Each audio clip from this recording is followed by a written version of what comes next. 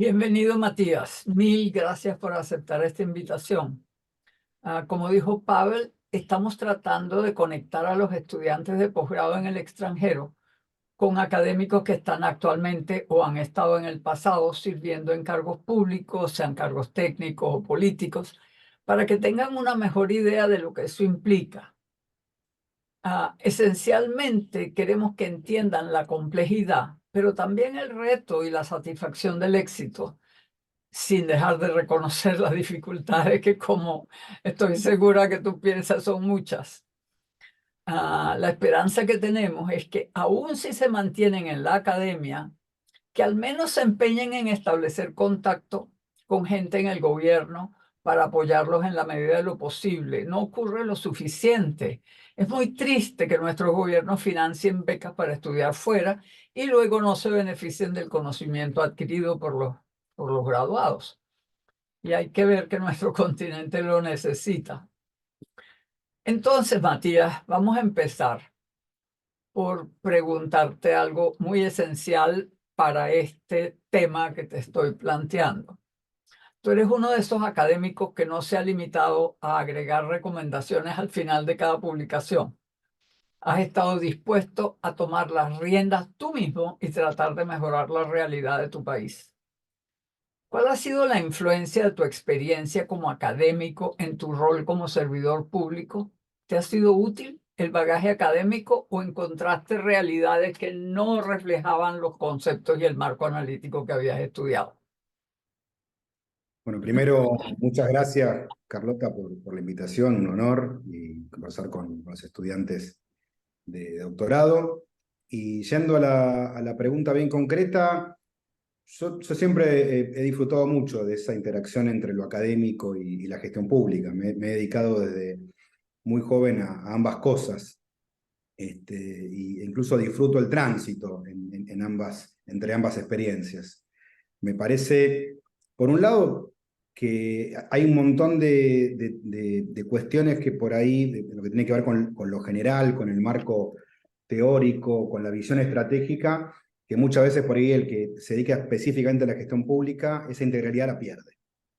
Y por otra parte, creo que hay muchísimas cuestiones de contacto con la realidad, con el funcionamiento real de las cosas, con la toma de decisiones que la vida académica rara vez puede conocer en su totalidad. Entonces, digo, esta interacción para mí ha sido sumamente fructífera. Doy algunos ejemplos, ¿no? Sobre todo en estas cuestiones de ciencia, tecnología, innovación, desarrollo productivo. Hay sectores que tienen un dinamismo donde muchas veces la evolución que se ve en el sector privado es muy difícil seguir desde un escritorio, desde la academia, ¿no? Y mi experiencia en lo público me lo ha mostrado. Doy un ejemplo bien concreto. Hace 4 o 5 años me acuerdo que discutíamos, yo estaba en la universidad, ahí como también lo estoy ahora, discutíamos el tema del litio. Y me acuerdo que había académicos muy buenos que planteaban que, bueno, que en realidad el tema del litio parecía una promesa que no se iba a cumplir, que en realidad las reservas de litio que tenía Argentina, Chile, Bolivia, eran demasiado grandes para lo que iba a ser una demanda que ellos estimaban iba a ser muy puntual. Entonces, que no había que ilusionarse o no había que apostar mucho por ese desarrollo. Bueno, 2, 3 años después, esa hipótesis, que insisto, estaba bien formulada por académicos muy respetables, que los sigo respetando, bueno, mostró estar equivocada. Y no creo que porque no hayan sido buenos académicos, sino muchas veces, insisto, por esa distancia que hay entre el escritorio y la gestión. Por eso digo, y el sector privado, por eso digo, me parece que es muy importante buscar esos puentes de vinculación entre lo académico y el sector privado, el mundo de toma de decisiones. Y agrego también en esto, que a mí me gusta mucho el tránsito de ambas funciones. La verdad que me ha pasado y me seguirá pasando que después de que me retiro de la función pública y me vuelvo a la academia, bueno, me gusta reflexionar, escribir algunos artículos o incluso libros para poder contar la experiencia y poder también en ese sentido escribirla como un académico. Bueno, a ver qué cosas de lo que pensaba antes fui reformulando, qué otros temas vinculados a la historia económica los repensé justamente a partir de la experiencia pública. Del mismo modo también que cuando vuelvo a la academia, también me gusta pensar, bueno, a ver qué elementos de política se pueden pensar tanto para asesorar a gente que sigue en la función pública como para mí mismo. Yo, de hecho, muchas de las cosas que busqué implementar en la última experiencia en el Ministerio de Desarrollo Productivo, fueron justamente fruto de esas reflexiones que había realizado de la academia. Mm. Y cuando regresas a la academia, tú acabas de decir que era muy importante tener contacto con el mundo de los negocios, digamos, con el sector privado. Ah, Cuando regresas a la academia, ¿encuentras alguna manera de advertir que eso es importante? Porque yo supongo que sí era importante en los hechos. ¿Crees que sea importante en el mundo? ¿Qué aprendiste cuando regresaste a la academia sobre cómo enseñar o qué cosas nuevas hacer? ¿Te dio tienes algunas enseñanzas que te cambiaron tu modo de ser profesor e investigador? Sí, sí, yo la verdad que trato digamos, salir un poquito del esquema teórico, que por supuesto es muy importante, no vuelvo a decir, la integralidad, la visión global es fundamental. Pero digo, de repente poder contar algunas experiencias concretas. Yo creo que muchas veces eh, la academia, y lo digo crítica y autocríticamente, por ahí simplifica algunos análisis de cómo se toman decisiones, por ejemplo, en el sector público y privado. Creo que hasta a veces les adjudica una racionalidad o una secuencia que no es tal. Entonces uno dice, bueno, sí, se tomaron tales medidas y se buscaban tal objetivo, y de ahí se extrae una conclusión o incluso una teoría.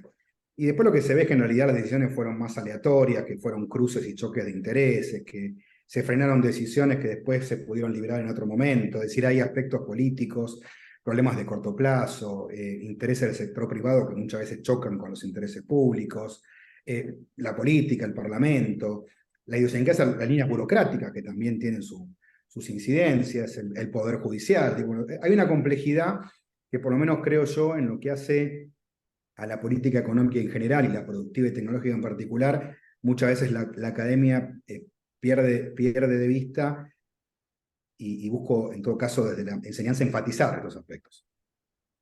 Mm. Joao. Sim, não, aí eu queria o contrário. Depois dela, se depois da experiência em las distintas posições que ocupaste, se has cambiado a maneira, digamos, acadêmica de ver o mundo, e tus companheiros em la academia que não tiveram experiências como a tua, como era o diálogo com eles?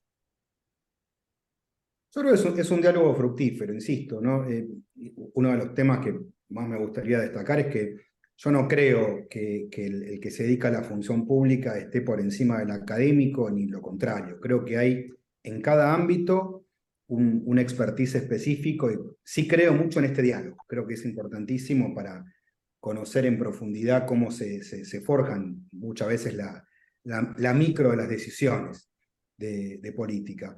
Por lo menos en mi caso particular, en los diálogos que he tenido, por ejemplo, hace unos meses me invitaron los académicos de la Universidad de Buenos Aires, había como 50 investigadores a conversar la experiencia, y me sorprendía, pues ellos justamente les llamaba la atención muchas cosas que daban por sentados de cómo se había tomado una decisión o por qué no se había eliminado tal o cual régimen, y entender la micro de esas decisiones, los actores en pugna, la economía política, por decirlo de alguna manera, de las definiciones. Así que en ese sentido, yo creo que es importante, sin exagerar el análisis de la casuística, me parece que es importante analizarlo más en profundidad, que es un tema que a lo mejor no siempre está tan incorporado en los estudios vinculados a políticas públicas. Todavia, nesse tema, antes de irmos para a tua experiência concreta no Estado argentino, Fábio Herber, um brasileiro que já nos ha deixado, ele era um frasista, produzia algumas frases que sempre me chamaram a atenção. Y dijo una cosa que yo no sé si es original de él o no, pero él lo puso en una expresión muy sencilla y dijo que no se hace política sin teoría.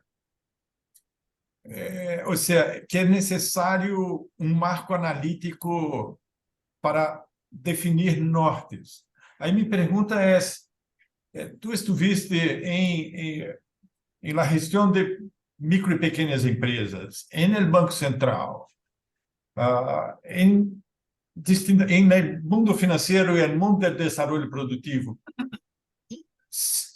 Como se os elementos que atraíste da academia, se eles têm sido úteis a la hora de definir rumbos, e principalmente no diálogo com as forças associadas à economia política, se isso te servia para algo, ou não.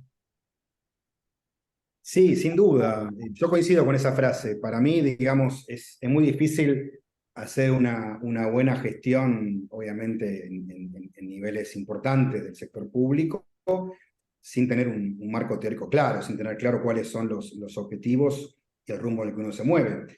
Después están, obviamente, cualquier marco teórico es un mapa general. Después uno tiene que trazar su propio camino, porque obviamente lo que uno aprende de la teoría después tiene su correlato en diferentes realidades, en diferentes actores. No es lo mismo Argentina que Brasil y Brasil que Finlandia o Finlandia que Australia. Todos tienen diferentes actores económicos, niveles de transnacionalización, experiencia en términos de aprendizaje académico y tecnológico, instituciones públicas y privadas. Uno tiene que trabajar con lo que tiene a la mano, no con lo que le gustaría o lo que le indicaría la teoría, ¿no? Y de ahí construir, obviamente. Lo que no tiene, ver cómo se construye, y lo que tiene a la mano, ver cómo lo pone en valor y lo ordena en función de ese marco teórico. Yo lo planteo de esa manera, Joao. Creo que es bueno, creo que es eso, que es difícil atenerse a un marco teórico y tomarlo como un marco general. Yo creo que la educación universitaria, por lo menos voy a decir el caso que yo viví, que es la Universidad de Buenos Aires, ¿no? Que creo que tiene una buena formación, obviamente con algunas limitaciones, como cualquier formación universitaria. Es decir, yo creo que es una formación por ahí muy orientada a lo que yo llamo por ahí el asesor, el opinólogo macroeconomista, ¿no? Entonces es muy bueno para decir esto está bien, esto está mal. Ahora, para construir, bueno, ver cómo se puede forjar algo alternativo, bueno, ahí tiene limitaciones, pero también es cierto que es una formación tan importante en términos de que hay una matemática que te ordena el pensamiento, la cabeza, después un montón de formaciones macro, micro, bueno, hay un montón de herramientas que te permiten justamente después acceder a un conocimiento que a lo mejor no te lo dio directamente la formación universitaria. Pero sobre todas las cosas creo que hay un desafío, sobre todo en el tema del hacer. Vuelvo a decir, mi impresión, lo que yo me llevé de mi carrera universitaria, era que estábamos formados para opinar, no tanto para actuar. Carlota, não sei se tens alguma pergunta associada a isso ou se puedo cambiar um pouco para o ambiente argentino. No, si quieres cambia la cuestión argentina. Sí, la verdad es que entrevistar a un argentino en este momento y no preguntarle. Não, não, Argentina es un poco absurdo. antes do momento, há uma característica que é estrutural, e isso me surpreendeu muito ao conhecê-lo, uma característica estrutural da Argentina, é que as carreiras do funcionário público não estão bem definidas. E aí, então, isso põe um desenho para o hacedor de política completamente diferente em um contexto onde conta com uma estrutura burocrática estabelecida versus uma estrutura burocrática que se move, porque as pessoas têm que ter 2 empregos ou o que seja. Então, com esse setor público, Matias, e, además de um contexto econômico, eu diria, complexo, ¿cuáles son los desafíos que enfrentaste en tus diferentes posiciones? Porque yo me imagino, o supongo que hay diferencias a lo largo del tiempo para operar de modo eficiente y transparente en el sector público argentino. O sea, si puedes comentar sobre la estructura mismo que encontraste y las dificultades. Y estando en diferentes instituciones, si hay diferencias entre ellas o no. Porque yo me imagino que aquí, para los jóvenes, van a encontrar estruturas completamente diferentes en Brasil, en Perú, en México. Entonces, una reflexión tuya en donde la estabilidad es baja, si nos puede contar un poco cómo es la carrera y cómo enfrentarse esos desafíos, sería bueno. Sí, es un buen punto, Joao. Mira, el sector público argentino es heterogéneo. Hay estructuras que tienen cierta estabilidad, buenos salarios y cierta carrera y otras que no.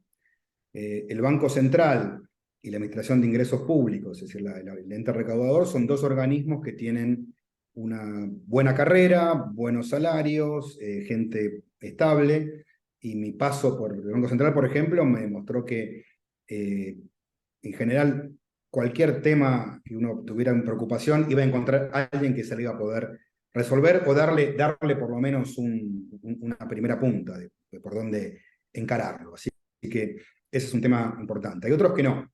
Por ejemplo, el Ministerio de Economía o el de Producción, que además son muy inestables, de repente están juntos, separados. Son estructuras donde no hay una carrera estable, donde los salarios son más bajos, y el último tiempo han sido particularmente bajos, con lo cual es difícil encontrar gente. Y además en el caso de lo que me pasó a mí, bueno, yo hice una larga carrera en el sector público. Uno de los primeros trabajos fue en el Ministerio de Economía cuando tenía 23 años, después siempre tuve mucha vocación por el sector público. A los 25 trabajé en la Secretaría de Industria, y la verdad que conozco muy a fondo. Es decir, yo entré siendo muy joven, entré a trabajar en la línea burocrática, y bueno, después por diferentes motivos ocupé lugares ya de la administración política de los organismos. Y la verdad es que lo que vi siempre fue, por un lado, bueno, dificultades para encontrar cuadros burocráticos estables, con mayor formación, con una formación justamente más moderna, que tuviera en cuenta los avances que se han realizado justamente en las escuelas más recientes, ¿no? Lo de los neoestructuralistas, neoschumpeterianos, etcétera, todas las teorías que ustedes conocen muy bien, incluso han aportado nuevos elementos. Así que una de las cosas que he realizado con relativo éxito fue compensar esas falencias incorporando gente joven, gente con ganas, con formación más actualizada, con inquietudes. Algo parecido a lo que aprendí de lo que hizo, un ejemplo cinematográfico, Elliot Ness en Los Intocables. ¿Se acuerdan que cuando tenía que luchar contra la mafia de Al Capone, empieza con algunos tropiezos iniciales, no le salen bien, y va a buscar justamente jóvenes oficiales para resolver el problema, ¿no? Así, con esto, está bien que es una analogía por ahí, no del todo precisa, pero para dar un ejemplo a qué me refería. En ese sentido, básicamente creo que hay varios desafíos que se presentan justamente por estos problemas de inestabilidad en la burocracia, de no tener una carrera estable, ¿no? Es decir, por un lado, problemas para conseguir equipos técnicos para planificar y monitorear. Esto lo tuve que armar en el caso de que me tocó en el Ministerio de Desarrollo Productivo casi desde cero. Había algunas personas, pero tuve que reordenarlo por completo. En segundo lugar, el problema de la urgencia y la coyuntura versus planeamiento estratégico y lo nuevo. Y en estos dos puntos, básicamente lo que hice en la última gestión que tuve fue armar dos estructuras nuevas. Una que es el Centro de Estudios para la Producción, que en realidad fue rehabilitar una estructura que ya existía y que estaba vaciada, volver a poner un equipo técnico que pudiera producir información de coyuntura, pero sobre todo las cosas de planificación y monitoreo. Y después convoqué un grupo muy importante de académicos, entre ellos a Jorge Katz, Andrés López, gente con mucha trayectoria en América Latina y en Argentina en particular, a pensar lo nuevo. Es decir, miren, la verdad que las personas que están ocupando los cargos burocráticos, el secretario de Industria, el secretario de Economía y Conocimiento, por ahí está muy metido en los problemas de la coyuntura y no es tan fácil decirle, tomémonos el tiempo para pensar lo nuevo. Entonces lo que hice fue generar esta estructura que se puso a pensar dónde están los desafíos, los nuevos sectores, y después, al poco tiempo, ya con el diagnóstico hecho, bueno, ahí fusioné estas dos estructuras y finalmente elaboramos una unidad ejecutora para armar un nuevo plan, el Plan de Desarrollo Productivo Argentina 2030, que la verdad que ha quedado muy bien. Creo que va a tener un problema porque el cambio de gobierno no creo que le interese demasiado continuarlo, pero creo que es una experiencia muy interesante. Hace poquito hablaba con Daniel Stenger, que fue la persona que puse a cargo de esta experiencia, porque está escribiendo algo y discutimos algunos temas, y bueno, justo esta secuencia es la que comentaba que fue la manera de vincular planificación estratégica con gestión y monitoreo.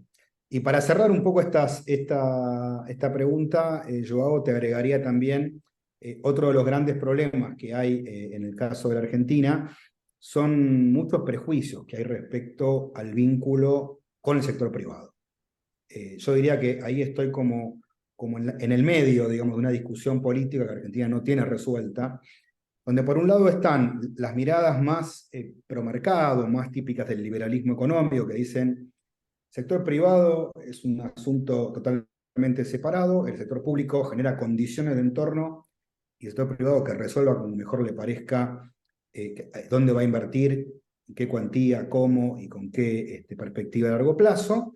Y del otro lado una posición que tiene mucho prejuicio, que desconfía del sector privado y entonces le cuesta mucho sentarse a conversar y a negociar. También esto obviamente implica muchas veces tensar la cuerda, discutir, pero bueno, muchas veces en las discusiones del sector privado yo digo, de cada 10 puntos habrá 6 o 7 donde estamos de acuerdo y avancemos, y nosotros habrá que discutir, pelearse o no, encontrar una nueva síntesis, pero es muy difícil, digamos, si uno está peleando con estas dos posiciones extremas, ¿no? Los que dicen no hay ni que hablar más allá de temas de entorno y los que dicen el capitalismo es algo desconfiable. Entonces ahí creo que están los principales problemas o dificultades por lo menos me traje de lo que es la gestión concreta y lo que es la negociación con el sector privado. Has aberto dos direções aqui que Carlota, eu não sei se queres intervenir agora ou se... Tú sigue. Tá, Termina então, de redondear lo que estaba preguntando. não, então, aqui me chamou a atenção dois ejes.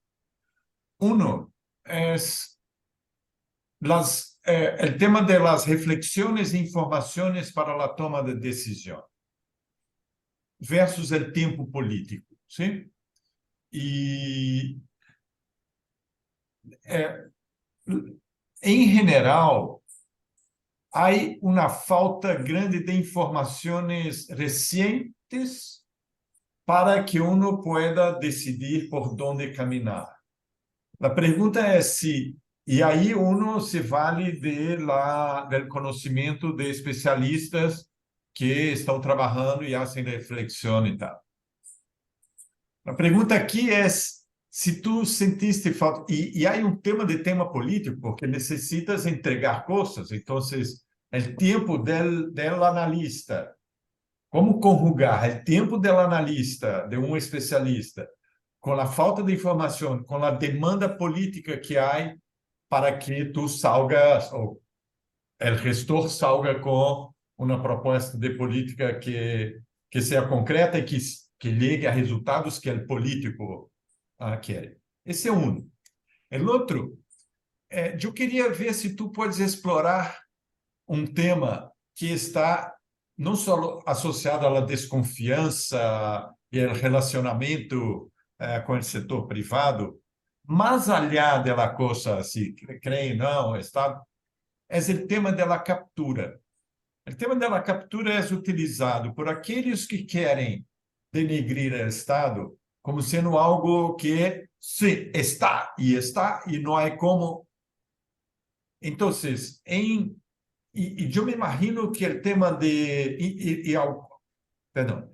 E, ao mesmo tempo, fazer política sem consulta é algo absolutamente sem sentido. como negociar, como navegar nesses estrechos ideológicos e concretos de intereses, ¿no? Entonces, dos temas ahí, no sé si puedes. Sí, no, me parece bien interesante lo que me preguntas. Yo creo que hay dos cuestiones. Por un lado, un problema de inestabilidad. Argentina vive una situación pendular. Pasamos muy rápidamente de posiciones, llamémosla, más hacia la mirada pro mercado de un Estado prescindente, hacia otras de un Estado más presente y hasta a veces casi rozando límites estatistas en algunos puntos, y ha costado encontrar una síntesis. El problema de Argentina es 100% político. Les quiero decir, el sistema productivo argentino tiene un montón de cosas positivas, a nivel tecnológico tenemos muchas cosas buenas para ofrecer, pero bueno, lamentablemente hay un problema serio de gerenciamiento, de management en Argentina, que es lo que creo que explica por qué, a pesar de todo el potencial, no logramos crecer sostenidamente, por lo menos a una tasa parecida al promedio regional. Creo que este es uno de los grandes dilemas. Ahí aparece la primera cuestión respecto a los problemas de información, ¿no? Que muchas veces los avances que se hacen se pierden porque los cambios de gobierno no sostienen las estructuras preexistentes o no aprovechan el capital acumulado en la gestión anterior. También creo que hay un problema serio en cuanto a la evaluación de las políticas públicas, ¿no? Y quiero dar un ejemplo concreto para explicar qué es lo que pasa. Por ejemplo, yo hace unos años me emocioné leyendo algo que no sé si fue en tu gestión, Joao, que es el relatorio de efectividad del BNDES, donde el BNDES... Yo estaba ahí empurrando para que esa cosa funcionara. Yo me emocioné porque la verdad que lo leí y vi un organismo público muy importante que ponía a disposición no solo de su burocracia, sino también de la academia, de instituciones intermedias, de un montón de bases de información para analizar la efectividad de sus políticas. E incluso para señalar, por ejemplo, si mal no recuerdo, que había habido un programa de microcréditos que había fracasado, excepto en un estado en particular. Entonces, con esa reflexión pudieron estudiar qué condiciones particulares había en ese estado que habían hecho que esa política fuera allí exitosa. Y entonces aprendieron a tomar los elementos positivos para poder después replicarlo en el resto de los estados o en otros estados. Entonces, esa es una política pública que aprende de sus propios errores y que además lo hace público, transparente. A mí me emocionó. E tu sabes, Matias, que lo que más me llama la atención es que la dimensión de evaluación, que es la más débil en la cadena de hacer política, en general, no es solo en nuestra región, la dimensión de la evaluación es donde la proximidad con la academia, la necesidad de los instrumentos es más necesaria, ¿no? Totalmente de acuerdo, pero yo lo que te quiero hacer mi reflexión es que cuando analizamos este tipo de estrategia, lo que rápidamente concluimos es que si hacíamos algo parecido en Argentina, lo más probable es que reflejar eso que uno lo puede ver como un aprendizaje, iba a ser visto como un fracaso y casi como un hecho de corrupción. Bueno, es decir, algunos, vamos a hacer una denuncia penal porque malgastaron fondos en una política que no funcionó.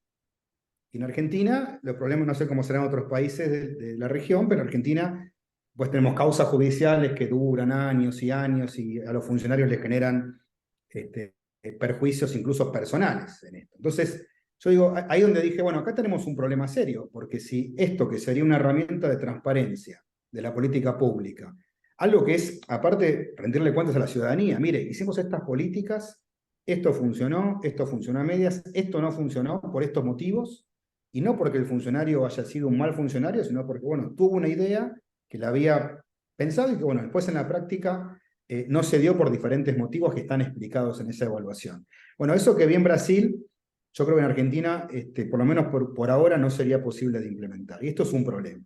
Y tiene que ver un poco también con estas cuestiones que mencionabas recién, ¿no? Es decir, yo creo que también pasa esto en Argentina. Argentina tuvo, hasta la década de los 90 del siglo pasado, su propio developmental state. Low cost, diría, ¿no? No era de gran calidad de intervenciones, pero lo tuvo. Las reformas pro mercado de los 90 lo fueron desarmando Y en los 2000, cuando se vuelve a buscar tener un Estado un poquito más activo, bueno, se construyen a medias. Entonces, la verdad que esto es un problema. Esto creo que es la cuestión donde, insisto, dependen más por ahí de la voluntad de los funcionarios, como me tocó a mí, que de una definición mucho más amplia y estratégica. Acá hay una dificultad, pero que vuelvo a decir, es más política. Es política porque, nuevamente, los principales dirigentes políticos no terminan, y las élites en general, no terminan de ponerse de acuerdo de cuál es el rumbo de medio y largo plazo para el país.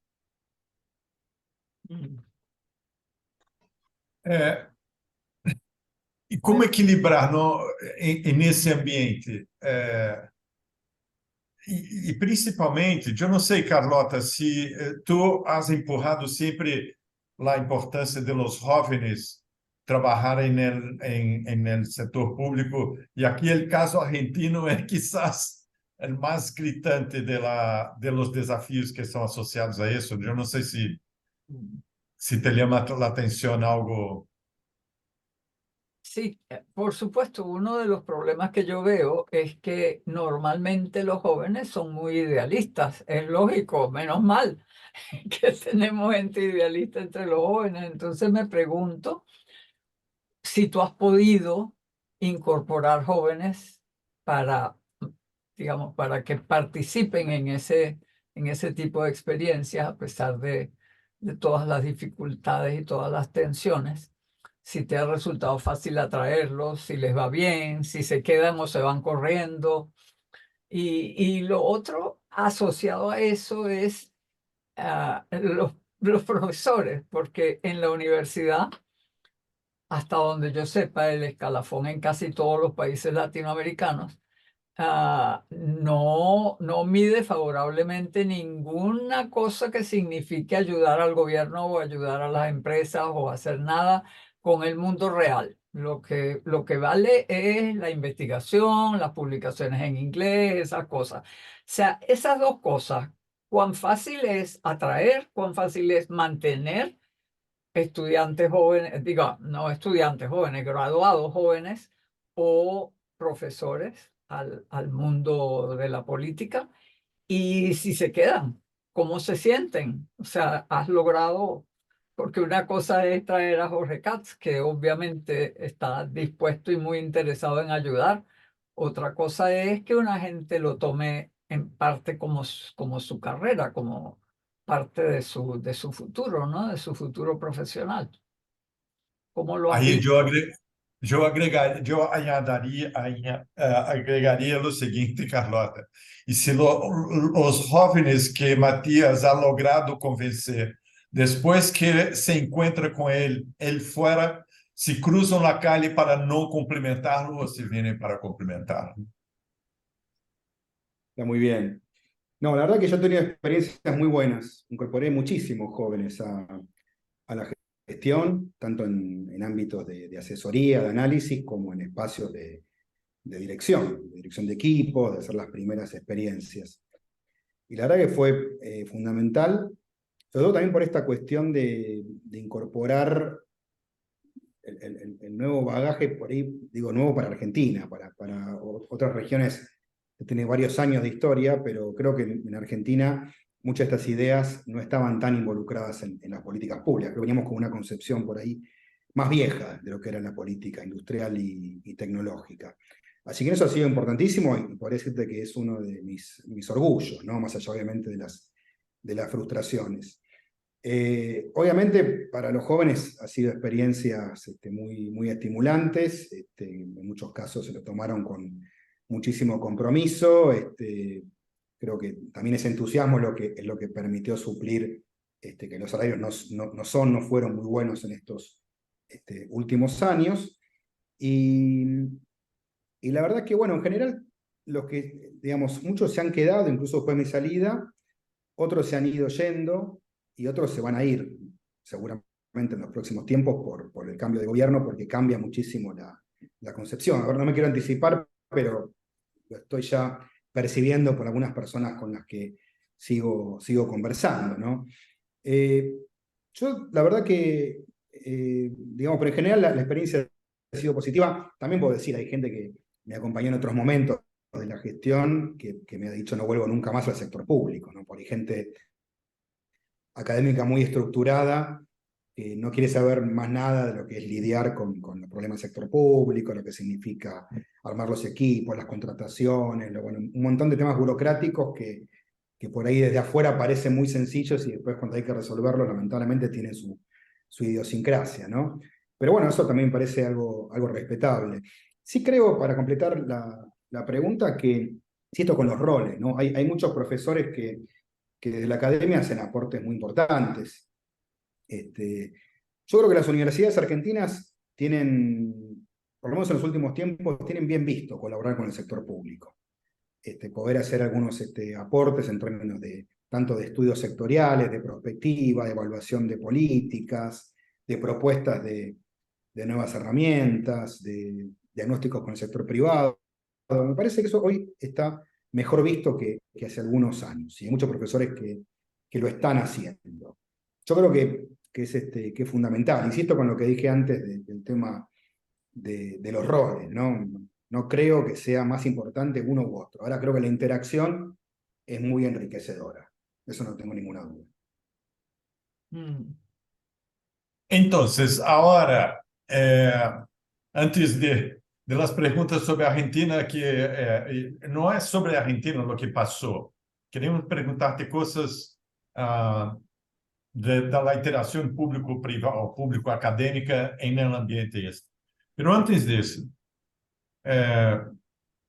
tú has estado en 4 o 5 posiciones. Una de las cosas que más me llama la atención en todo eso es, nosotros tenemos esa matriz schumpeteriana, ¿no? Que la empresa inovadora y ahí yo me quedo pensando en qué medida y qué extensión esa dimensión schumpeteriana não teria que estar dentro do Estado, óbvio que sim, o tema da ganância, enfim, a capacidade do Estado inovar. Então, a pergunta aqui é, em tuas experiências distintas, se podes contar nos casos de intentos exitosos e não tão exitosos em produzir coisas, em introduzir novas coisas para enfrentar novos retos. Eu, a los que estão aqui, eu conosco um pouquinho de lo que passou em Argentina com o caso de los fundos de garantia durante o período da pandemia. Então, además de contar lo que hiciste o que participaste, como foi a mecânica? Porque não é fácil inovar em uma estrutura do Estado, não? Se pode, e outros intentos que te has chocado com uma parede intransponível. Isso nos dá um pouco de jugo de la experiencia tuya, ¿no? Bien. Bueno, yo creo que en esto de innovar, un poco anticipé cuál había sido mi estrategia, ¿no? Primero, desvincular la tarea cotidiana de la planificación, de pensar lo nuevo y ahí recurrir mucho a la experiencia, buscar gente con talento y conocimiento para pensar lo nuevo, y luego sí empezar a fusionarlo, es decir, poder ser bien claros en los diagnósticos y en diferentes propuestas, ¿no? Poder tener esos espacios. Yo hoy puedo destacar varias experiencias, ¿no? Con algunas muy positivas, otras no tanto. La verdad que en economía del conocimiento, que es este nuevo sector que engloba los servicios basados en conocimiento y que están muy vinculados al cambio tecnológico en la industria, la verdad que nos fue muy bien. Ahí hicimos una apuesta con una nueva ley que está funcionando. Nos planteamos un tema vinculado a software, que era la formación de programadores. Vemos que el gran cuello de botella no es que no haya mercado y demanda, sino que falta formación, y armamos un programa que está dando muy buenos resultados. Y también estimular proyectos innovativos. Si nos encontramos ahí en el sector privado, una capacidad, muchas veces ofreciendo muy poco dinero, ¿no? La verdad que, porque no había mucho, ¿no? Y la verdad que por ahí convocando a proyectos, ofreciendo algún aporte no reembolsable, aunque fuera pequeño, no digo simbólico, pero pequeño, bueno, empezamos a darnos cuenta que había una cantidad de proyectos súper interesantes en el ámbito industrial y de servicios basados en conocimiento que después nos servían para pensar otros proyectos alternativos, cosa que sirvió mucho durante la pandemia para pensar soluciones vinculadas a equipamiento médico, a todos los dilemas que nos presentó la pandemia. También me gustaría destacar ahí un programa de desarrollo de proveedores que pusimos en marcha, donde justamente lo que buscábamos era aprovechar las oportunidades que muchos entramados no estaban pudiendo aprovechar plenamente, ¿no? Y ahí hablo tanto de recursos naturales, como el caso de la minería, petróleo y gas, como automotriz, donde nos encontramos también que muchas empresas estaban dispuestas a relocalizar proveedores autopartistas, tecnológicos, con cercanía, pero que bueno, que muchas veces necesitaban algún acompañamiento porque ese proveedor le faltaba bueno, alguna actualización tecnológica, algún financiamiento accesible para poder comprar maquinaria. Y también eso, debo decir, hicimos una alianza no solamente con el sector privado empresario, sino también con los sindicatos de trabajadores, que muchas veces nos informaban dónde había plantas productivas de algún sector que no estaban funcionando en su totalidad o que habían cerrado, pero que podían reabrir, porque el empresario estaba dispuesto a rehabilitar su planta. Es decir, muchos factores donde, por lo menos mi experiencia de interacción con el sector privado y en el sector sindical incluso, fue sumamente positiva. Como elementos, digamos, de aspectos, digamos, de frustración, tengo varias, no puedo hablar un rato largo de eso, pero tampoco los quiero desanimar, pero un aspecto que me choqueó mucho fue, nosotros elaboramos un plan de desarrollo de la movilidad sustentable, porque encontramos que, digamos, por un lado había un interés enorme por el litio argentino, incluso las automotrices, funcionaba casi como una suerte de imán, ¿no? en esto, y la verdad que veíamos interés de automotrices que ya estaban radicadas en Argentina, como de otras, en particular de China, de empezar a producir en Argentina, obviamente primero ensamblando, pero bueno, miren, vamos a hacer un plan de desarrollo donde no sea una industria de ensamblaje, sino que de entrada se generen capacidades. Y la verdad que armamos un plan súper interesante que tenía un conjunto de estímulos a la oferta productiva de vehículos eléctricos, a la demanda de esos vehículos producidos en el país y con integración Mercosur. Y por último, un fondo científico-tecnológico que aparte tenía una particularidad, que era un poco innovativa para Argentina, que era, íbamos a poner un tecnólogo al frente de ese instituto, pero un directorio armado absolutamente por industriales. O sea, forzar un diálogo, que algo que en Argentina es un problema. Hay mucho tecnólogo y científico discutiendo lejos del mundo productivo y mucho industrial o economista productivista trabajando por su lado. Bueno, esto era poner todo en un solo paquete. Bueno, este proyecto que la verdad que trabajamos muchísimo en 2021, lo presentamos al Congreso, no fue siquiera discutido, y por problemas políticos, por choques de intereses. Así que bueno, digo, también en esto, entre muchas cosas, hay elementos de avance y de frustraciones, ¿no? Pero bueno, quienes estamos en esta militancia de lo productivo, del desarrollo, sabemos que son caminos que no son lineales, ¿no? Que tienen momentos de avance y momentos de estancamiento o incluso de retroceso. La relación, antes de que Carlota te pregunte, la curiosidad que ella tiene sobre el momento argentino, la relación del último ministerio que estuviste, el Ministerio de Desarrollo Productivo, Economía, y el Ministerio de Hacienda. ¿Cómo, no? Porque en general, en la Hacienda, mi percepción es que no se hace política industrial sin el Ministerio de Hacienda, pero no necesariamente el Ministerio de Hacienda sepa qué es una política industrial. Tú estuviste en el Banco de la Nación, Banco Central, después en el Desarrollo Productivo. ¿Cómo ha sido tu relación con la restricción fiscal, digamos?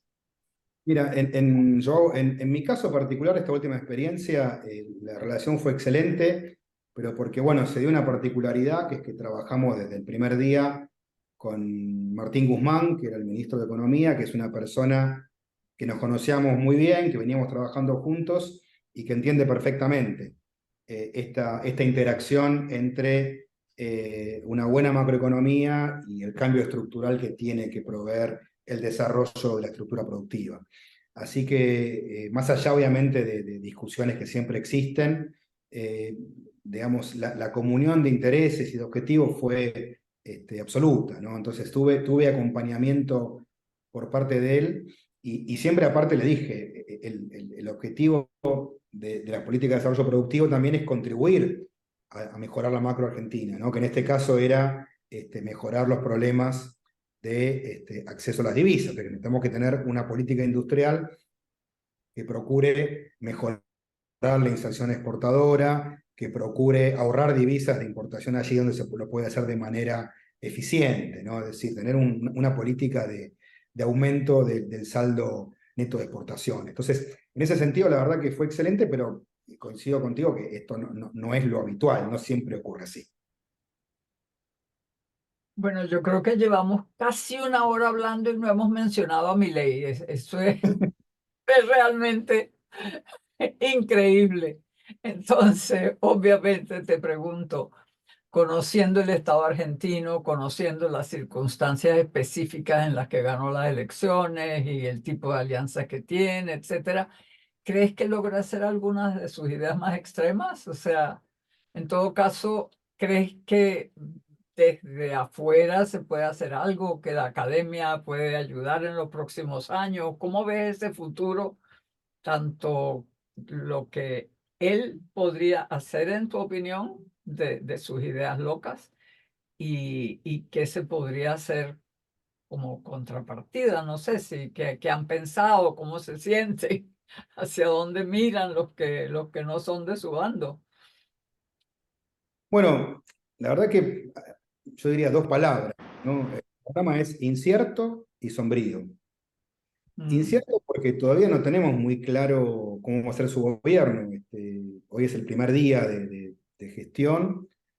Lo que vimos en la campaña electoral y en el discurso del día de ayer, que fue la asunción formal como presidente, es una suma de generalidades fuertemente ideologizadas, sin un anclaje muy fuerte con la realidad.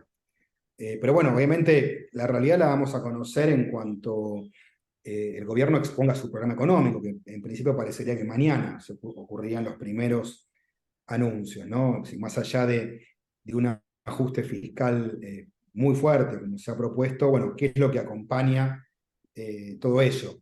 En principio, lo que se vio desde, por lo menos las últimas 3 semanas, desde que fue proclamado presidente electo, es que muchas de las ideas más locas, como mencionabas, bueno, han pasado a un segundo plano. Me refiero a esto de pensar que es posible tener mercados desregulados de órganos, niños o armas, o que se puede cerrar definitivamente el Banco Central.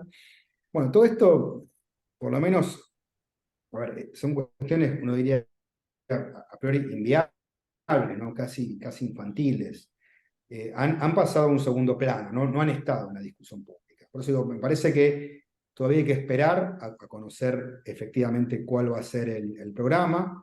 No sabemos si esto va a ser un experimento radical libertario o si va a ser otra experiencia más, de las que ya hubo muchas en Argentina, del liberalismo económico. Si fuera lo primero, bueno, obviamente la academia va a tener mucho para analizar y entretenerse, porque sería algo inédito, ¿no? No es algo que se haya experimentado mucho en la historia. Bueno, si fuera lo segundo, bueno, ver en qué se diferencian los anteriores. En general, los experimentos en Argentina del liberalismo económico, los tres últimos que hubo desde la década del 70 hasta acá, terminaron todos igual, con un fuerte endeudamiento externo insostenible que hubo que reestructurar, con serios problemas en el mercado de trabajo y con una reducción muy fuerte del peso de la industria, con pérdida de capacidades industriales. Bueno, veremos en esta ocasión qué es lo que ocurre, pero yo insisto, no creo que hay que esperar a que el presidente y el ministro de Economía anuncien cuál va a ser efectivamente el programa. Mm. Bueno, buena suerte. Ah, La vamos a necesitar. vamos a darle la palabra a los estudiantes, a los participantes. Y muchas gracias, Matías, Carlota, Joao, por esta conversación y este intercambio de experiencias con Matías. Ahora abrimos la segunda parte de la sesión, que son las preguntas o comentarios que puedan tener los participantes. Por favor, si pueden levantar la mano para ir viendo en orden sus consultas. Por ahí me gustaría de repente empezar. Yo tengo una pregunta muy específica sobre la experiencia que has comentado, esto de hacer un plan hacia el futuro, el plan de desarrollo de productivo, ¿no? En Argentina. Y lo que pasa en Perú, yo vengo de Perú y lo que se ve mucho es que siempre se van agregando nuevos objetivos a este tipo de programas o políticas, y viene el tema de sostenibilidad, el tema inclusivo, y mi impresión es que muchas veces se hace de manera superficial y por lo tanto frágil dentro de las políticas. Se incluye un objetivo más o una línea específica, pero no se aborda el tema de fondo. No sé cuál es tu percepción y a partir de tu experiencia de cómo introducir estos nuevos temas dentro de este tipo de planes estratégicos o políticas relacionadas al desarrollo productivo.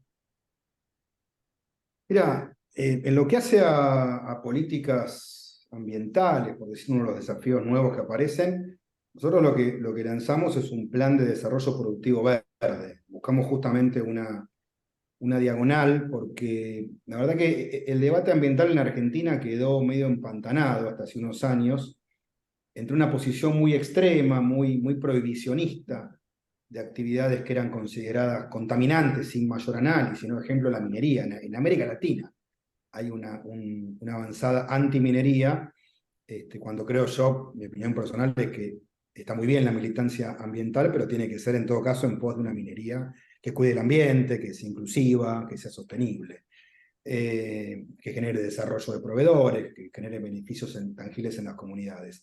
Eso fue lo que buscamos hacer, es decir, un plan de desarrollo productivo verde mucho más integral, no solamente como una línea específica de alguna política, sino como algo más integrador que diga, bueno, primero, ¿cuáles son las nuevas actividades verdes? Ahí tenemos el tema del hidrógeno, el tema del litio, la economía de la electromovilidad, ahí hay muchísimas cuestiones novedosas. Segunda cuestión, el tema de lo que tiene que ver con la economía circular, de repensar el ciclo de producto y poder decir, bueno, no solamente que reciclo un producto, sino también, bueno, ver cómo hacemos repensar integralmente a la estructura industrial su ciclo de negocio, ¿no? Para que, bueno, pueda ya incorporar esta dimensión en la función de producción. Y por último es, bueno, cómo podemos, con estrategias de financiamiento, con una mezcla de palos y zanahorias, mejorar la tecnología. Es decir, allí donde hay actividades que tienen tecnología un poco vieja, pues digo, nuestra percepción debe ser que no que existen actividades contaminantes, sino que en todo caso hay tecnologías viejas, obsoletas o empresarios irresponsables que contaminan. Y ahí es donde hay que buscar justamente una estrategia política para que esos sectores o empresas incorporen tecnologías nuevas que no son contaminantes. Y la verdad que los avances son espectaculares, ¿no? Y en eso me parece que hay mucho para innovar, tanto tomando tecnología que se está desarrollando en los países más avanzados, como en las propias estructuras innovativas de los países en desarrollo. En Argentina hay un montón de centros universitarios, locales en diferentes lugares del país que me han sorprendido con estrategias verdes muy interesantes, ¿no? Que están mejorando la calidad de vida y que además lo que hacen es darle trabajo a muchas pequeñas cooperativas, que incluso muchas veces la posibilidad de mejorar o agregarle valor a ese producto reciclado significa que esa gente supere el umbral de pobreza. Y esa cooperativa que antes era de subsistencia pase a ser un emprendimiento económico rentable y con proyección de futuro. Así que yo en ese sentido creo que hay que tomarlo como un desafío enorme. Es central que en esto se articulen varias políticas. La mirada de medio ambiente no puede estar yendo para un lado, pensando que hay que prohibir todo o prohibir mucho, y lo productivo pensar, bueno, no me importa, yo produzco, genero empleo y después muevo el ambiente. No, tiene que ser una estrategia coordinada desde el más alto nivel para que se pueda implementar con esta perspectiva. Muchas gracias por la respuesta. No sé si de repente Arthur o Fernanda tienen alguna consulta. Hay unas preguntas en el chat de Tenemos Orlando de Adita. Orlando, adelante, por favor, si puedes prender tu micro y hacer la pregunta directamente. Sí, claro. Hola, Pablo. Buenas tardes. Adelante, por favor. Escuché la participación del profesional de Argentina comentando las experiencias y entre ellos mencionó de que muchas veces los funcionarios en Argentina se ven envueltos en procesos judiciales a raíz de cuestionamientos, me imagino, con relación a los resultados, y que muchas veces pues no necesariamente son una responsabilidad directa, porque tampoco todo es predecible. Sin embargo, yo lo que quería hacer con esto es digamos, una especie de una crítica un poco constructiva, digamos, en el sentido de que cuando en el sector privado un profesional es contratado y se le fija una meta y al fin de año no cumple la meta, muchas veces no se le renueva el contrato. Entonces, yo pienso que si vamos por la visión del trato igualitario, todos somos profesionales, todos hemos recibido las mismas entrenamiento y capacitación, ¿por qué en el sector público no se genera, ¿no?, algún tipo de mecanismo que al mismo tiempo que castigue cuando no se cumple a cabalidad con las metas, pues también lo premie cuando lo logra, ¿no? Ahora, yo lanzaba simplemente la inquietud de mi parte, ¿no? No sé ahora cómo se podría hacer o implementar esto dentro de un sistema estatal. Ese era mi comentario. Gracias. Yo quisiera agregar algo a eso porque yo tuve la experiencia de trabajar en el sector público como directora de desarrollo tecnológico y de trabajar con PDVSA, una empresa estatal, pero que funcionaba como empresa. Y encontré una cosa muy impresionante. Yo pensaba que lograba atraer a la gente súper especial, los mejores. Y sí, tenían varios de los mejores, pero en general, si yo comparaba el personal del sector público con el de PDVSA, la diferencia no era muy grande. Sin embargo, en PDVSA, a cada persona le daban una tarea clara, con una meta clara de tiempo, con unos recursos específicos, y luego lo juzgaban por los resultados que obtenía en esa tarea muy precisa que se podía medir y saber exactamente qué era lo que iba a hacer. En el sector público le daban a uno una tarea gigantesca, cambie todo, le ofrecían recursos que no le daban, ni humanos ni económicos, y luego si uno tenía éxito o no tenía éxito no pasaba nada. Entonces, obviamente la diferencia entre un contexto y el otro sector público, porque no es que esta era una empresa privada. Yo me pregunto si, respondiéndole a Orlando, puedes pensar en la posibilidad de cómo repensamos el sector público para que efectivamente tenga, como dice Mariana Mazzucato, una misión precisa, que hay que lograr tal cosa en tal tiempo y no unos diseños generales que a veces uno ni siquiera puede saber si efectivamente fueron. Excelente. Sí, la verdad que Orlando, buena parte de la pregunta, la primera parte la respondió Carlota, ¿no? Que tiene que ver con la diferencia de formato. Creo que el sector privado tiene su plan de negocio, su plan de acción, con sus metas, objetivos, y los va midiendo, y mes a mes tiene un comité de seguimiento del plan de negocio, y donde hay desvíos los explica, los analiza, y si la respuesta es convincente, se sigue adelante, y si fracasó el manager, habrá cambios seguramente. En el sector público esto es mucho más difuso, lamentablemente. Primero, es muy difícil armar líneas de base. Yo una de las cosas que más discutí fue por tener buenos cruces de información entre las diferentes bases del sector público. Y en general me choqué contra las burocracias, que no quieren compartir esas bases de datos, o que tienen reticencias o dictámenes técnicos, con las frustraciones que después, cuando salgo de la función pública, veo que el sector privado las tiene, o que hay consultoras de rating que tienen muchas de esas bases de datos que supuestamente el sector público no puede compartir hacia adentro. Esto lo he visto. y lo he combatido con éxitos parciales, lo quiero decir. Entonces, ahí está la primera cuestión, problemas con la línea de base. Segundo, lo que decía recién Carlota, bueno, objetivos, metas mensurables, todo eso no existe. Yo empecé a construirlo. Justamente el plan que les comenté recién, el plan Argentina Productiva 2030, se hizo con los criterios de Mariana Mazzucato. Se hizo en torno a 11 misiones productivas, industrializantes. Justamente buscando en todos los casos tener proyectos con objetivos muy claros y metas muy claras. Ahora bien, quiero decir la verdad, cuando lo presentamos, lo lanzamos, convocamos al sector privado, al académico, a los sindicatos, a la política, tuvimos un alcance parcial. Yo he escuchado a mucha gente, incluso de la oposición, que me ha dicho qué interesante, tiene que ser política de Estado. Bueno, yo de alguna manera impulsé, bueno, ¿por qué no discute el Parlamento esto? Que el Parlamento diga, sí, este plan me gusta o no, le haría algunos cambios, pero que sea una política de Estado. Bueno, lamentablemente esto no ha sido posible, y vuelvo a decir, lo que vemos ahora es un cambio de gobierno que por el contrario, descree la planificación, cree más bien en cuestiones de entorno, con lo cual difícilmente pueda uno plantearse objetivos y metas de política productiva, porque más bien lo que va a mandar es las condiciones de entorno macroeconómico.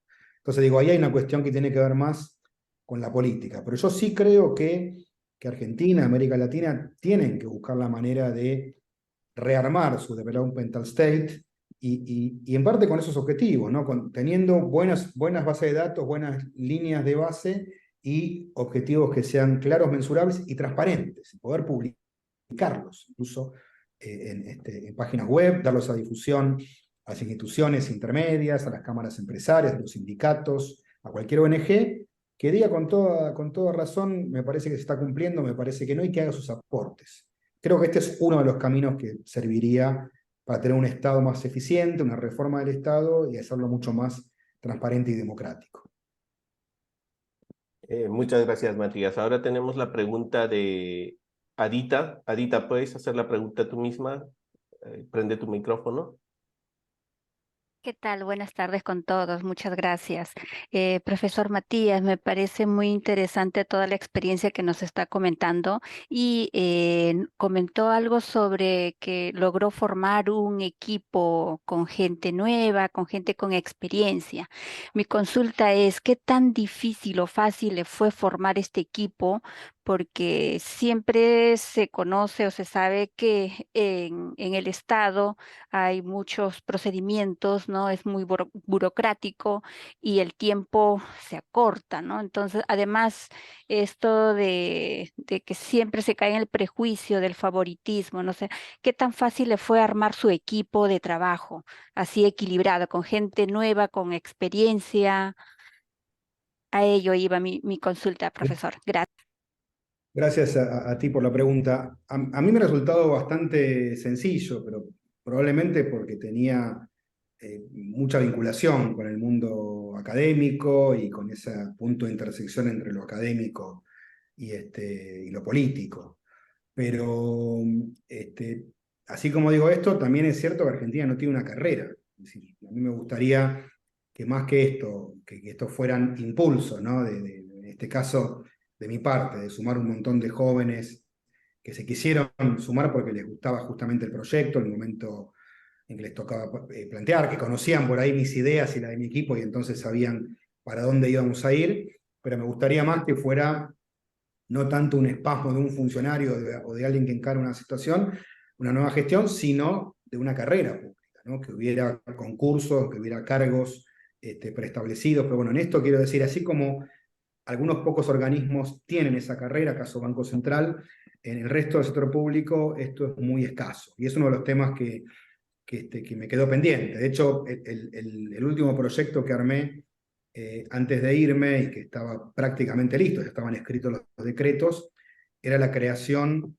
de la Comisión Nacional de Desarrollo del siglo XXI, que era una recreación de la vieja CONADE de los 60, ¿no? Era un homenaje, digamos, a ese viejo desarrollismo que había generado todo un conjunto de planificadores públicos que estaba pensado justamente para ejecutar este plan Argentina Productiva 2030.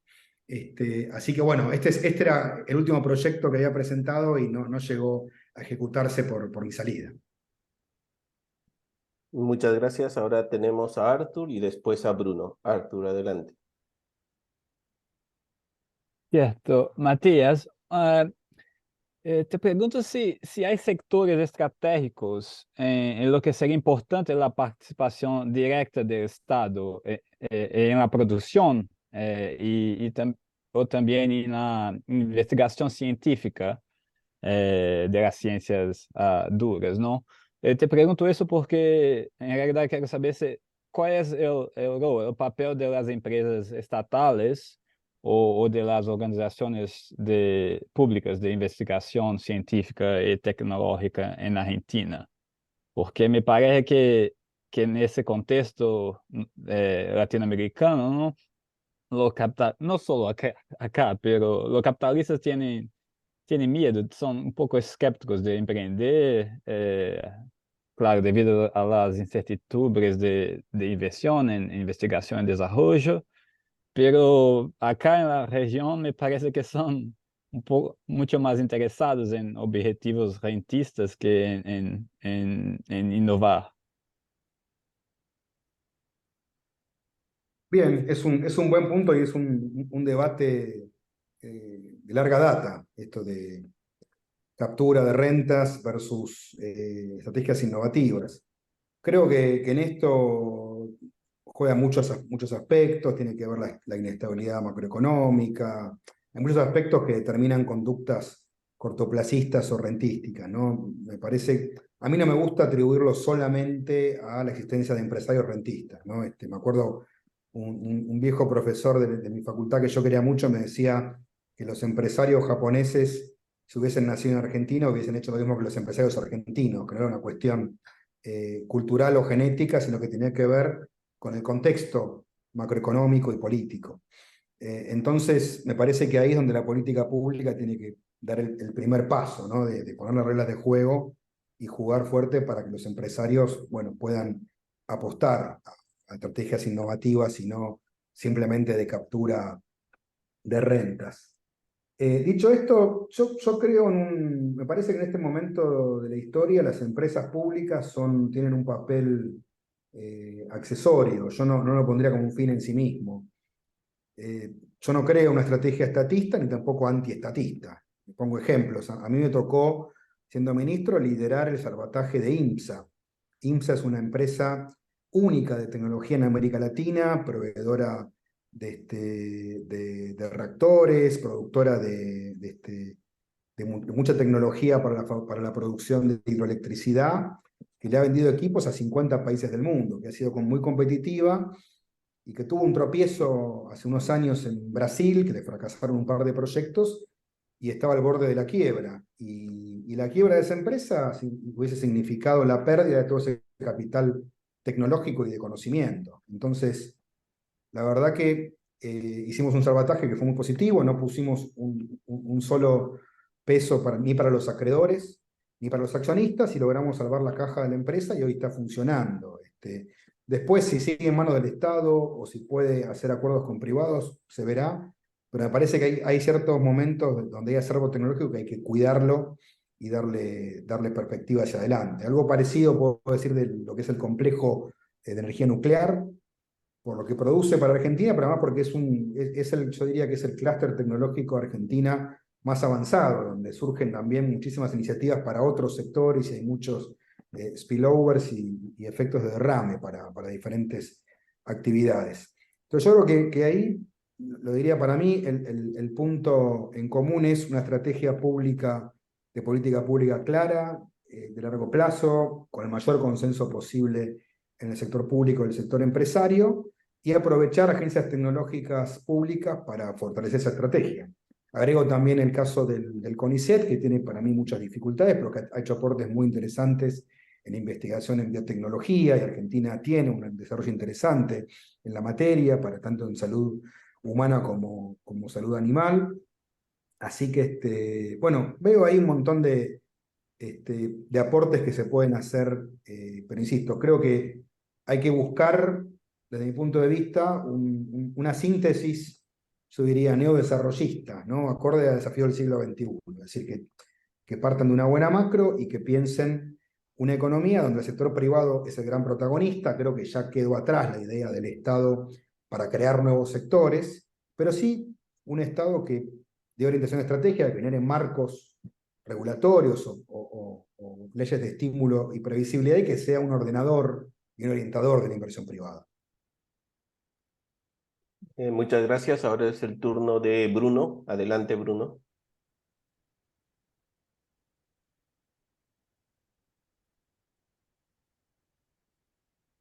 No te escuchamos.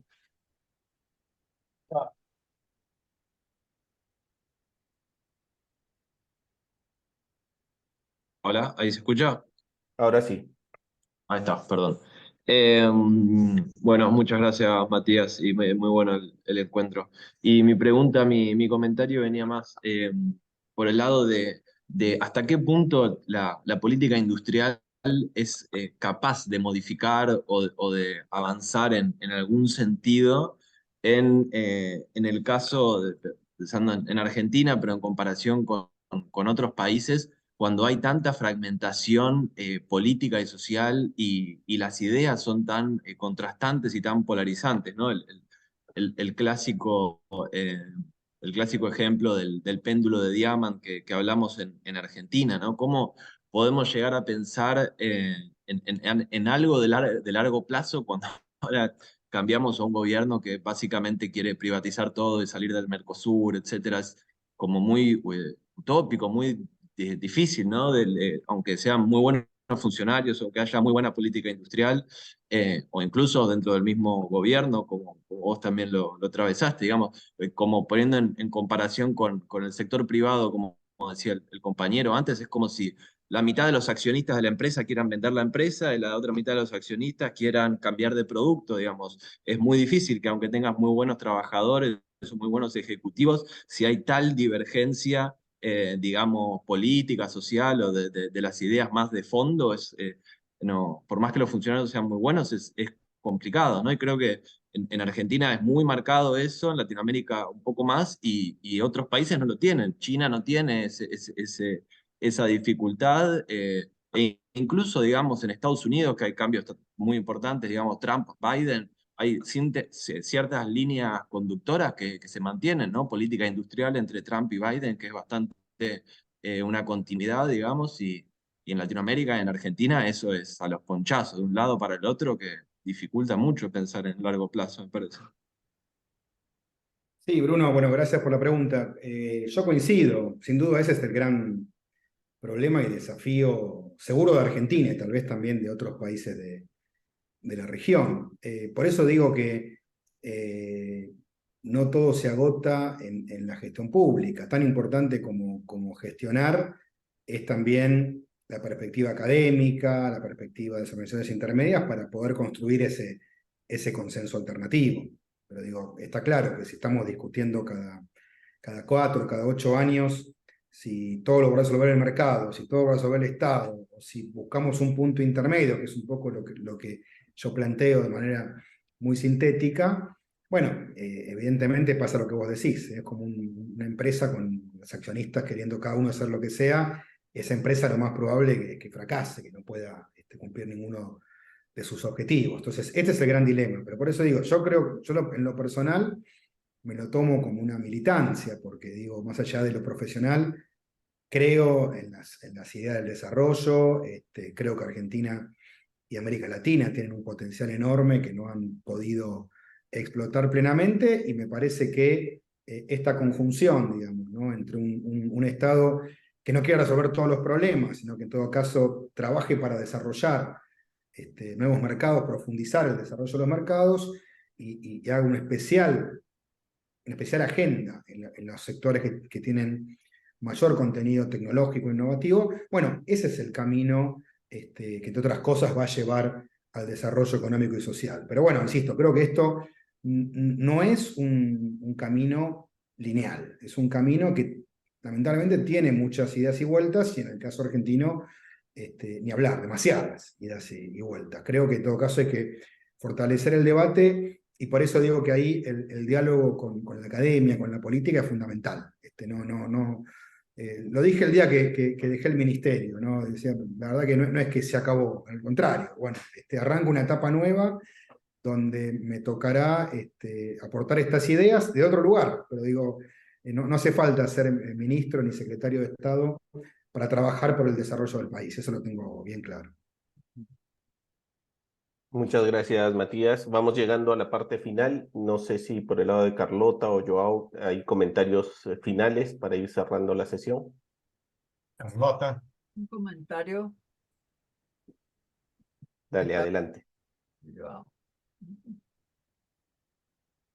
No, yo, Carlota, el último punto que habíamos discutido para prepararnos para essa conversación ha sido, Carlota ha puesto énfasis, ok, cómo llamar los jóvenes para estar participando de aventuras nuevas. Y yo creo que, de alguna manera, Matías, en su última intervención, lo ha puesto, ¿no? No importa menos las personas que los proyectos que uno tiene, ¿no? Aí eu não sei, Carlota, isso que me quedou claro e óbvio que conhecendo as adversidades, pero ter ideais e projetos, essas coisas importam, né? E Carlota, tu eres uma pessoa de los ideales, de los projetos, assim que eu creio que deveria ser algo. No, yo lo que querría es preguntarle a Matías si tú pudieras darle un consejo a la gente que se está formando, que está haciendo sus posgrados ahora, de tu experiencia. ¿Cuál sería ese consejo? ¿Tendrías algo especial que decirles? A ver, un consejo, si me das un minuto, me gustaría darle 3 o 4. Pero lo voy a hacer de manera muy sintética, porque sé que estamos sobre la hora.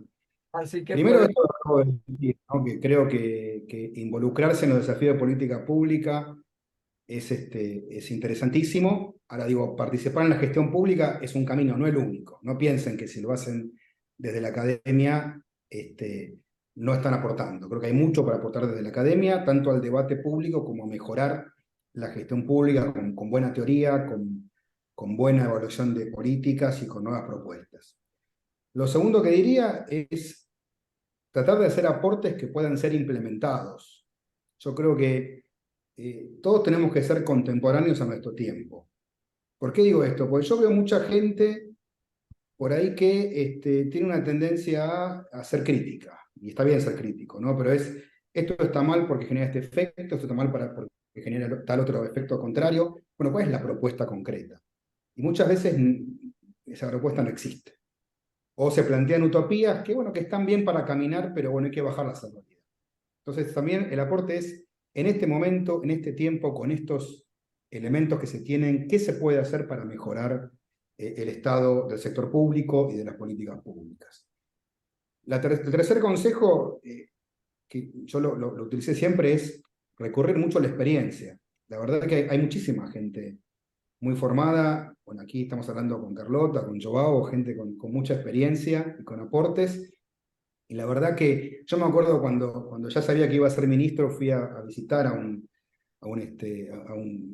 viejo ministro de Economía de los 80, que luego falleció.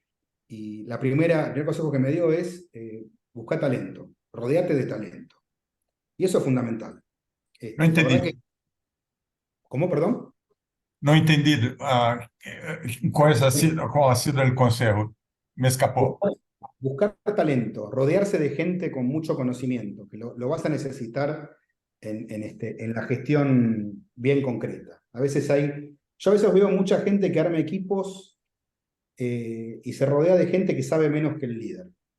Eso es un error. Eso es una inseguridad o algo que es incorrecto. Uno tiene que buscar armar equipo con gente que sabe más que uno de un montón de temas.